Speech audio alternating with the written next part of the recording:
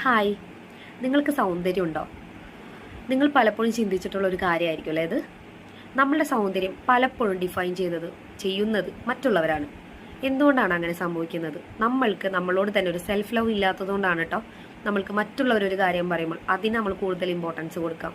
നമ്മൾ നല്ലൊരു ഡ്രസ്സ് ഇട്ടു, ഞാൻ അതിൽ കംഫർട്ടബിൾ ആണ്, പക്ഷേ മറ്റൊരാൾ പറയാണ് ഈ ഡ്രസ്സ് നിനക്ക് ചേരുന്നില്ല, അല്ലെങ്കിൽ ഈ കളർ നിനക്ക് ചേരുന്നില്ല, നിനക്ക് കറുത്തു പോയല്ലോ, നിനക്ക് തടി കൂടിയല്ലോ.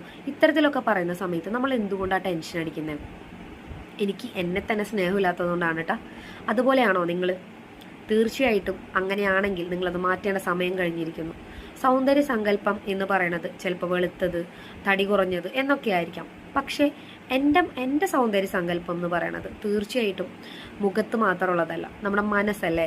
നമ്മുടെ മനസ്സിൽ ഒരുപാട് ദുഷ്ടചിന്തകളും ഭയങ്കര നെഗറ്റിവിറ്റിയൊക്കെ ഉള്ള ഒരാളാണെന്നുണ്ടെങ്കിൽ എത്ര സൗന്ദര്യം ഉണ്ടായിട്ട് എന്താ കാര്യം? നമുക്ക് മറ്റുള്ളവരെ മനസ്സിലാക്കാൻ പറ്റുന്നില്ലെങ്കിൽ, മറ്റുള്ളവർക്ക് വേണ്ട ബഹുമാനം കൊടുക്കാൻ പറ്റുന്നില്ലെങ്കിൽ, നമ്മൾ മറ്റുള്ളവരെ പുച്ഛിക്കുന്ന ഒരാളാണെങ്കിൽ, കമ്പാരിസൺ ചെയ്യുന്ന ഒരാളാണെങ്കിൽ തീർച്ചയായിട്ടും നമുക്ക് എന്ത് മുഖ സൗന്ദര്യം ഉണ്ടായിട്ടും കാര്യമില്ല. കാരണം നമുക്ക് വിജയത്തിലെത്താൻ പറ്റില്ല. കാരണം നമ്മൾ മറ്റുള്ളവരുടെ കുറ്റങ്ങൾ, കുറവുകൾ അന്വേഷിച്ച് നടക്കുന്നവരാണ്. നമുക്ക് അഭിപ്രായങ്ങൾ പറയാം അല്ലേ. ഒരാൾ ഒരു ഡ്രസ്സ് എടുക്കാൻ പോവാണ് എങ്കിൽ തീർച്ചയായിട്ടും നമുക്ക് അവരോട് എന്ത് പറയാം? നിനക്ക് സാരിയേക്കാൾ നല്ലത് ചുരിദാറാണ് കേട്ടോ, അല്ലെങ്കിൽ ചുരിദാറിനേക്കാൾ നല്ലത് സാരിയാണ് കേട്ടോ. ഇത്തരത്തിലൊക്കെ പറയുന്നത് ഒരിക്കലും ഒരു തെറ്റായിട്ടുള്ള ഒരു കാര്യമല്ല, അഭിപ്രായമാണ് അല്ലേ.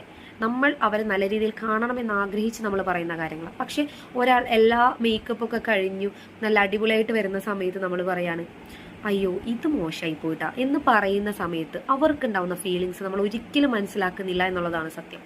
തീർച്ചയായിട്ടും ഒരാളുടെയും ഒരു കാര്യത്തിനെയും കുറ്റം പറയാൻ നമ്മൾ ആളല്ല എന്നുള്ളതാണ്. ഒരാളെ കമ്പാരിസൺ ചെയ്യാൻ നമ്മൾ ആളല്ല, ഒരാളെ പുച്ഛിക്കാൻ നമ്മൾ ആളല്ല.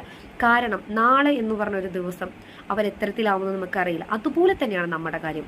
നമ്മൾ എന്നുള്ളൊരു വ്യക്തിയുടെ സൗന്ദര്യം നമ്മുടെ മനസ്സിലാണുള്ളത്.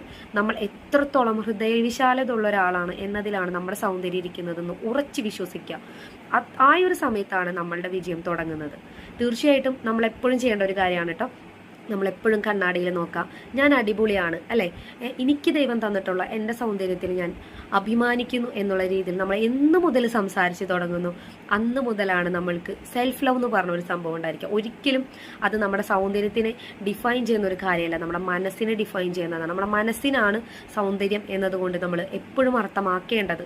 ഓക്കെ, അപ്പോൾ ഈ ഒരു കാര്യം നിങ്ങളുടെ സക്സസ്സിന് നിങ്ങൾക്ക് ഉപകാരപ്പെടുന്നുണ്ടെങ്കിൽ തീർച്ചയായിട്ടും ഈ ഒരു ചാനൽ സബ്സ്ക്രൈബ് ചെയ്യുക, ലൈക്ക് ചെയ്യുക, ഷെയർ ചെയ്യുക. Okay, thank you.